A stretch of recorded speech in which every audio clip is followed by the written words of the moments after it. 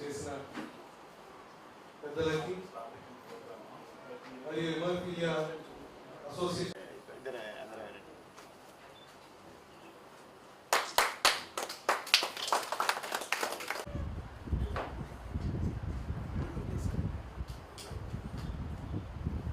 కార్యక్రమానికి ముందుగా ఇంటాస్ ఫర్మా మేనేజర్ శ్రీ కరుణాకర్ గారిని వేదిక మీదకి ఆహ్వానిస్తున్నాం. అతిథులకు గారికి చేపట్టాలకు 2 నిమిషాలు చెప్పి హిమోఫీలియా అనేది రక్తం గడ్డకట్టని ఒక వ్యాధి. ఇది ఇంత జబ్బు ఇది ఉంటుందని కూడా ఇప్పటి వరకు ఇంత సీరియస్గా ఉంటుందని తెలియదు. తప్పనిసరిగా మా వంతు కృషి చేస్తామని మీకు ఈ సభాముఖంగా హామీ ఇస్తాం.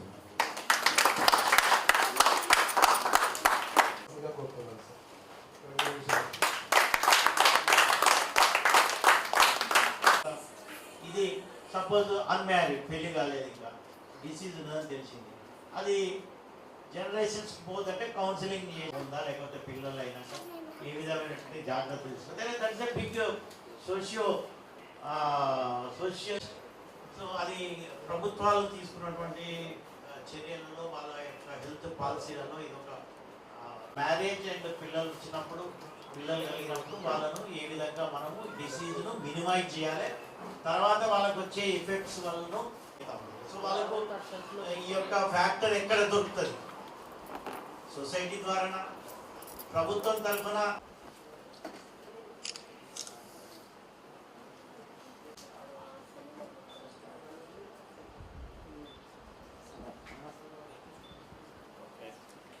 Okay sir.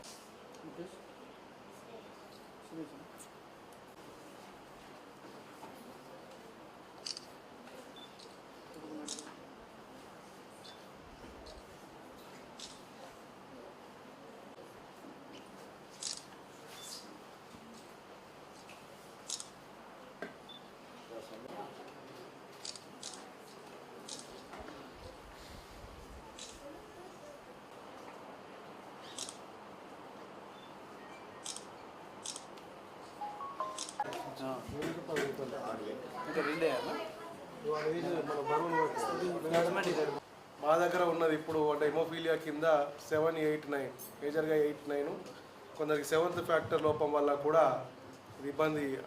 సో అలాగే దీన్ని ఒక తరంలో రక్తాన్ని ఇన్ఫ్యూజ్ చేయడం, అక్కడి నుంచి మిగతా రకరకాల ట్రీట్మెంట్స్ అవలంబిస్తూ ఈ రోజున ప్రపంచవ్యాప్తంగా కూడా దానికి ఫ్యాక్టర్స్ యొక్క తయారీ అవ్వడం జరిగింది. అవి ఒక ఇంజెక్షన్ రూపంలో వేసుకోవడం జరుగుతుంది. అలా ఇంకా లేటెస్ట్ టెక్నాలజీస్తో ఇన్నోవేషన్ జరుగుతూనే ఉన్నాయి. ప్రపంచవ్యాప్తంగా చూస్తే ఈవెన్ జీన్ థెరపీకి కూడా ప్రక్రియలు మొదలైనాయి.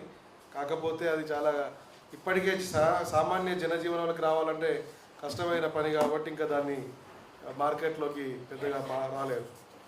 అలాగే మనము ఒకప్పుడు చూసినప్పుడు వ్యాధిని ఇప్పుడు వచ్చిన వాళ్ళకి కంట్రోల్ చేయడం ఒక ప్రక్రియ, అసలే రాకుండా చూడడం రెండో ప్రక్రియ. సో ఆ రెండో ప్రక్రియకు సంబంధించి ఏం చేస్తున్నామంటే, ఒకవేళ అది రావడానికి కారణమైనది ఫీమేల్లో ఉన్న క్యారియర్ కాబట్టి నాకంటే విపులంగా సార్ ఎక్కువ ఎక్స్ప్లెయిన్ చేస్తారు మెడికల్ భాషలో. కానీ సో జనరల్గా రాకుండా ఉండద్దని తను క్యారియరా కాదా అని అమ్మాయిని టెస్ట్ చేసే ప్రక్రియ కూడా వచ్చింది. అలాగే ఒకవేళ ఎవరైనా క్యారియర్ అప్పుడు వాళ్ళు టెస్ట్ చేయించుకోకపోతే ఈవెన్ ప్రెగ్నెన్సీ టైంలో కూడా లోపల ఉన్న బావు ఒకవేళ వ్యాధికి లోనయ్యే అవకాశాలు ఉన్నాయా లేదనే టెక్నాలజీస్ కూడా వచ్చినాయి. అది ఎలాగ మనం విపులంగా చేస్తున్నాం. So haemophilia federation of India అనేది 80వ దశకంలో స్టార్ట్ అయ్యి వరంగల్ చాప్టరు 25 సంవత్సరాలు మొన్ననే మనం కంప్లీట్ చేసుకుని 26 సంవత్సరాలకి అడిగినాం.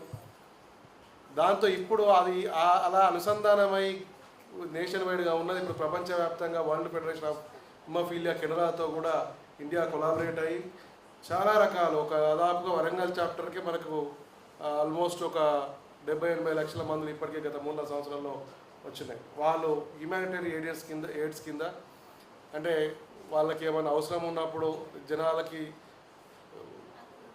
ఏమంటారంటే వాళ్ళకు దానం చేసే విధానంలో సో చాలా ఫ్యాక్టర్స్ని అక్కడి నుంచి పంపించడం జరుగుతుంది. ఆ విధంగా కూడా హిమోఫీలియా మన ఎంజిఎం ద్వారా ఇప్పుడు లేటెస్ట్గా ప్రైవేట్లో కూడా ఉండాలని మనం అభయ హాస్పిటల్స్తో కూడా కొన్ని కార్యక్రమాలు చేసుకొని ఇనిషియేట్ చేసినాం. సో ఆ విధంగా మొత్తానికి ఒక పద్ధతిలో దాన్ని నిర్మూలించడం. రెండోది మెయింటెనెన్స్. ఆల్రెడీ తెలియకుండా వచ్చిన ప్రక్రియను ఇలా ఉంచుకోవాలి. ఆర్థోపెడిక్ ప్రాబ్లమ్స్ అయితే కానీ, లేదంటే ఫిజియోథెరపికల్గా ఏం ట్రీట్మెంట్ ఉంటాయి, ఇవన్నీ కూడా డెంటల్గా ఉండేటి వాటి మీద కూడా అవగాహన ఏర్పరచడం, సాధ్యమైనంత వరకు వాటి తగ్గించుకోవడం అనేది ఈ యొక్క అసోసియేషన్ తీసుకున్న బాధ్యత. సో దానికి సపోర్ట్గా చేస్తున్న ఎన్నో బ్లడ్ డిజార్డర్ కింద మనకు రెడ్ క్రాస్ ఎలాగైతే ప్రపంచవ్యాప్తంగా తన సేవలు అందిస్తుందో, భావంతుగా హిమోఫీలియా కూడా కొంత చేయాలనే ఉద్దేశంతో ఈ సంస్థ స్థాపించడం జరిగింది. కింది వరకు మన వరంగల్ జిల్లాకు కూడా వచ్చి మరి వరంగల్ జిల్లా ఈ యొక్క దేశ సొసైటీలో మరియు వరల్డ్ ఫెడరేషన్తో కూడా అసోసియేట్ కావడం అనేది నిజంగా హిమోఫీలియా బాధితుల పడినటువంటి చిన్నారులకు, పిల్లలకు, రోగులందరికీ కూడా ఇది ఒక మంచి విషయం. ఎందుకంటే మీ అందరికీ తెలుసు హిమోఫీలియా, ఇంతకుముందు సుమన్ గారు చెప్పినట్టు ముఖ్యంగా చాలా ఫ్యాక్టర్స్ ఉంటాయి రక్తం గడ్డగట్టడానికి. దాంట్లో ఫ్యాక్టర్ 8 కామన్గా లోపం ఉండేది ఉంటే ఈ యొక్క బ్లడ్ మన రక్తం గడ్డగట్టదు. తర్వాత ఫ్యాక్టర్ 9 తర్వాత కొద్దిగా ఫ్యాక్టర్ 7 కూడా అక్కడక్కడ. సో ఈ యొక్క 3 ఫ్యాక్టర్స్ లోపం ఉండేది ఉంటే రక్తస్రావం అవుతుంది. కాబట్టి మనకు హీమోఫీలియా జబ్బు అంటాం. ఇది జెనెటిక్, వంశపారంపర్యంగా వస్తుంది. ముఖ్యంగా మహిళలు క్యారియర్స్, అంటే మహిళలకు జబ్బు బయటికి కనపడదు కానీ వాళ్ళు సంక్రమిస్తారు కింది జనరేషన్స్. సో మనము 2 విషయాలు, ఒకటి ఫ్యాక్టర్ అస్సే చేయించడం వల్ల మనకి జబ్బు తెలుస్తుంది, అంటే ఏ ఫ్యాక్టరు లోపం ఉన్నది అని బ్లడ్ టెస్ట్ చేసుకొని. మనం యూజువల్గా మేము రొటీన్గా సర్జరీలో బ్లీడింగ్ టైం, క్లాటింగ్ టైం చేస్తాం. దాంతో కొంచెం డౌట్ రాగానే ఫ్యాక్టర్ బ్లడ్ ప్రొఫైల్, మొత్తం బ్లీడింగ్ ప్రొఫైల్, దాంట్లో కొద్దిగా అనుమానము ఫ్యాక్టర్ ఏది ఉన్నదని దాని అస్సే ఎంత లోపం ఉన్నదనేది చాలా అడ్వాన్స్డ్ ల్యాబొరేటరీస్లో ఇంకా చాలా వర్క్ చేస్తుంది.